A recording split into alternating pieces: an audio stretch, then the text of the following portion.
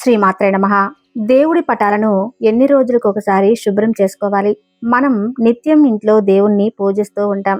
కష్టాలు, ఆర్థిక బాధలు, అనారోగ్యాలు దరిచేరకుండా ఉండాలని మనం దేవుణ్ణి పూజిస్తాం. అయితే చాలా మందికి దేవుని పూజా గదిని ఎప్పుడు శుభ్రం చేయాలి, ఎలా శుభ్రం చేయాలో తెలియదు. పూజా గదిని శుభ్రం చేసే విధి విధానాలు తెలియక దేవుని ఆగ్రహానికి లోనయ్యి ఇబ్బందులకు గురవుతూ ఉంటారు.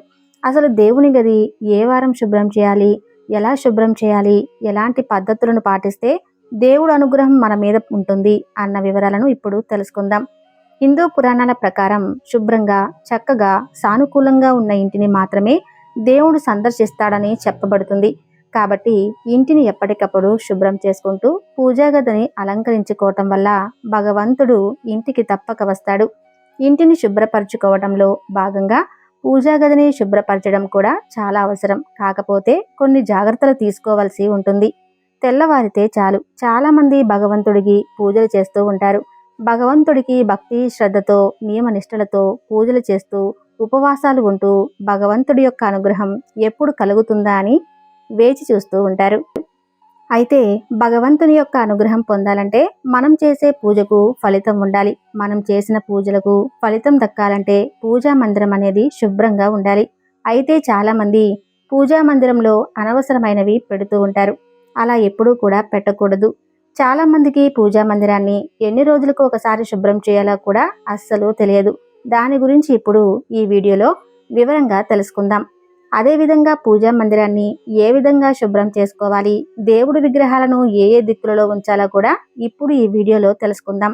ముందుగా అందరూ ఈ వీడియోని లైక్ చేసి జై శ్రీకృష్ణ అని చిన్న కామెంట్ చేయండి. పురాణాల ప్రకారం ఏ పూజా మందిరం అయితే శుభ్రంగా ఉంటుందో ఆ ఇంటిలోకి దేవతలు వస్తారని చెప్పబడి ఉంది. పూజా గదిని శుభ్రం చేసేందుకు ఎప్పుడూ కూడా చీపురుని అస్సలు ఉపయోగించకూడదు. ఒక శుభ్రమైన వస్త్రమును తీసుకుని పూజా మందిరాన్ని శుభ్రం చేసుకోవాలి. పూజా మందిరంలో భగవంతుడికి సమర్పించిన పువ్వులను ఎక్కడ పడితే అక్కడ వేయకూడదు. వాటిని ఒక కవర్లో పెట్టి మీరు నదీ తీరానికి వెళ్ళినప్పుడు పారే నీటిలో వాటిని వదిలేయాలి, లేదా మీ దగ్గరలో ఉన్న కాలువలో అయినా పడేయవచ్చు. అది కుదరని వారు ఏదైనా పచ్చని చెట్టు మీద పూజను ఉపయోగించిన పువ్వులను వేయాలి. మనం పూజకు ఉపయోగించిన పువ్వులను ఎప్పుడూ కూడా తొక్కకూడదు. పూజా మందిరంలో మనం దీపారాధన చేసినప్పుడు ఆ దీపారాధన యొక్క పొగతో పూజా మందిరంలో నలుపు రంగు ఏర్పడుతుంది. అలా నలుపు రంగులో ఏర్పడిన మసిని ముందుగా ఒక తడి వస్త్రము తీసుకుని శుభ్రంగా తుడవాలి. ఆ తరువాత సబ్బు నీటితో కానీ స్క్రబ్బర్తో కానీ శుభ్రంగా పూజా మందిరాన్ని తుడిచి ఆ పూజా మందిరానికి పసుపు మరియు కుంకుమ, గంధం బొట్లు పెట్టాలి. మీ పూజా మందిరం చెక్కతో చేసిన పూజా మందిరం అయితే ఒక తడి వస్త్రమును తీసుకుని శుభ్రంగా పూజా మందిరాన్ని తుడుచుకోవాలి. పూజ చేసే ప్రతి ఒక్కరూ పూజా మందిరం మధ్యలో బియ్యపిండితో ముగ్గు వేసి దాంట్లో పసుపు కుంకుమను కూడా వేయాలి.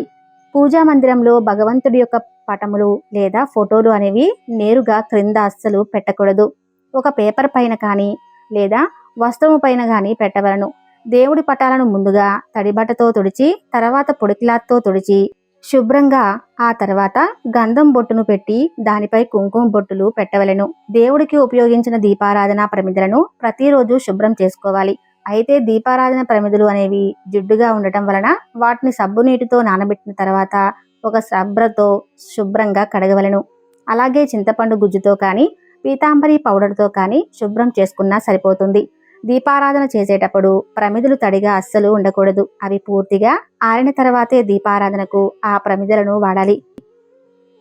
దేవుడికి ఉపయోగించిన రాగి పాత్రలు కానీ వెండి మరియు ఇత్తడి పాత్రలు కానీ చింతపండు గుజ్జుతో లేదా నిమ్మకాయతో శుభ్రం చేసుకోవచ్చు. వెండితో చేసిన చిన్న చిన్న ప్రమిదలను ఉప్పు, నిమ్మకాయతో లేదా పీతాంబరి పౌడర్తో శుభ్రం చేసుకోవచ్చు.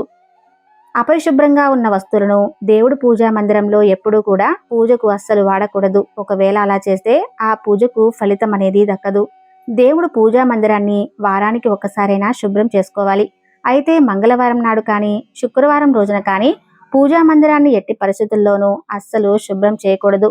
ఒకవేళ మంగళవారం లేదా శుక్రవారం రోజులలో పండుగ దినాలు వస్తే ముందు రోజు మీ పూజా మందిరాన్ని శుభ్రం చేసుకొని ఉంచుకోవాలి. ఈ నియమం వ్రతాలకు, హోమాలకు కూడా వర్తిస్తుంది. వారంలో వచ్చే గురువారం రోజున లేదా శనివారం రోజున పూజా మందిరాన్ని శుభ్రం చేసుకోవచ్చు అని పండితులు చెబుతున్నారు. ఇకపోతే అమావాస్య రోజున, ఏకాదశి మరియు ద్వాదశి రోజులలో దేవుడి పూజా మందిరాన్ని శుభ్రం చేసుకోకూడదని పండితులు చెబుతున్నారు.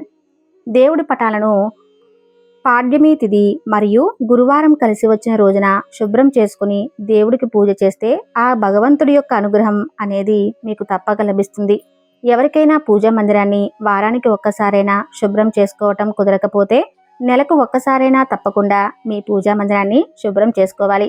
పూజా మందిరాన్ని శుభ్రం చేసేటప్పుడు మీ ఇష్టదైవాన్ని స్మరించుకుంటూ శుభ్రం చేస్తే చాలా మంచిది. విరిగిపోయిన దేవుని పటాలు కానీ, చిరిగిపోయిన దేవుని పటాలు లేదా ప్రతిమలను పూజా మందిరంలో అస్సలు ఉంచకూడదు. ఇవి ప్రతికూల ఫలితాలను సృష్టిస్తాయి. అలాగే పూజా మందిరంలో ఎక్కువ దేవుడి పటాలను కూడా ఉంచకూడదు. ఒక్క దేవుడికి సంబంధించిన ప్రతిమ లేదా పటము అనేది ఒక్కటే ఉండాలి. మీ పూజా మందిరంలో శివలింగం కనుక ఉంటే ప్రతినిత్యం శివునికి అభిషేకం అనేది చేయాలి. నీటితో అయినా సరే ప్రతిరోజు శివలింగానికి అభిషేకం చేయాలి. అలాగే శివలింగం పైన జలధార కూడా తప్పనిసరిగా ఉంచాలి. ఉగ్ర రూపంలో ఉన్న దేవుడి పటాలను లేదా ప్రతిమలు అనేది పూజా మందిరంలో అస్సలు ఉంచకూడదు. వీటి ద్వారా నకారాత్మక శక్తులు అనేవి మీ ఇంట్లోకి ప్రవేశిస్తాయి. దుర్గాదేవి, కాళికాదేవి, ఉగ్ర నరసింహస్వామి యొక్క ఫోటోలు పూజా మందిరంలో అస్సలు పెట్టకూడదు. అలాగే నిల్చొని ఉన్న లక్ష్మీదేవి యొక్క ప్రతిమ లేదా పటము అనేది పూజా గదిలో ఉంచకూడదు. నాట్యం చేసే గదిలో తప్ప నటరాజస్వామి విగ్రహాన్ని పూజా మందిరంలో అస్సలు పెట్టకూడదు. గోవు యొక్క ప్రతిమ అనేది పూజా మందిరంలో పెట్టుకుంటే మీకు మంచి శుభ ఫలితాలు అనేవి కలుగుతాయి. పాలిచ్చే గోవు ప్రతిమను మరియు నెమలి ఈకలను పూజా మందిరంలో పెట్టుకుంటే చాలా శుభప్రదం. లక్ష్మీదేవికి ఎదురుగా ఒక రాగి పాత్రలో లేదా వెండి పాత్రలో సముద్రపు గవ్వలు, పసుపు కొమ్ములు మరియు 11 రూపాయల కాయిన్స్ని వేసి పెడితే మీకు లక్ష్మీదేవి కటాక్షం కలుగుతుంది. లక్ష్మీదేవి యొక్క విగ్రహాన్ని ఎప్పుడూ కూడా గుమ్మానికి ఎదురుగా ఉంచకూడదు. అలా ఉంచడం వలన లక్ష్మీదేవి మీ ఇంటి నుండి బయటికి వెళ్ళిపోతుందని శాస్త్రాలు చెబుతున్నాయి. మీ ఇంటి లోపల గుమ్మానికి ఎదురుగా లాఫింగ్ బుద్ధ పెట్టుకుంటే చాలా మంచిది. అలా ఉంచడం వలన మీ ఇంట్లో ఎప్పుడూ కూడా పాజిటివ్ ఎనర్జీ ఏర్పడుతుంది. పార్వతీ పరమేశ్వరుల యొక్క ఫోటోను ఈశాన్య దిశలో ఉంచితే ఆ పరమేశ్వరుడు యొక్క అనుగ్రహం మీకు తప్పకుండా లభిస్తుంది.